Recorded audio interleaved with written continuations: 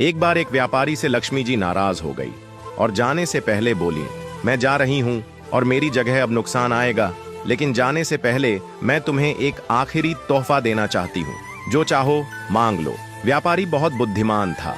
उसने कहा, मेरे परिवार में हमेशा प्रेम और एकता बनी रहे। लक्ष्मी जी ने तथास्तु कहा। कुछ दिनों बाद सेठ की सबसे छोटी बहू खिचड़ी बना रही थी। उसने खिचड़ी में नमक डाला और फिर दूसरे कामों में व्यस्त हो गई। कुछ देर बाद दूसरी बहू आई।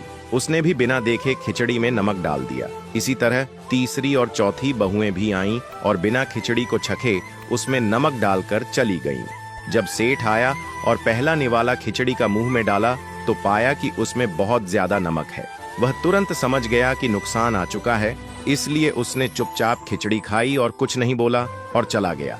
इसके बाद बड़ा बेटा आया। उसने खिचड़ी का पहला निवाला लिया और तुरंत पूछा, पिताजी ने खाना खा लिया क्या? सबने जवाब दिया, हाँ पिताजी ने खा लिया, और कुछ नहीं बोले। यह सुनकर बेटे ने सोचा, जब पिताजी ने कुछ नहीं कहा तो मैं भी बिना कुछ बोले चुपचाप खा लेता हूँ। इस तरह घर के बाकी सदस्य भी एक एक करके आते, पहले वाले के बारे में पूछते और फिर बिना कुछ कहे चुपचाप खाना खाकर चले जाते।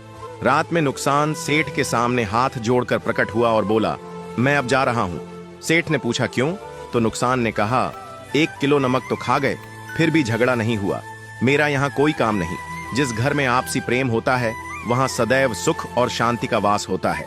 दोस्तों, अगर आप इस बात से सहमत हो तो यस जरूर लिखें और इसी तरह की कहानियों के लिए हमारे पेज के साथ जुड़े रहिए।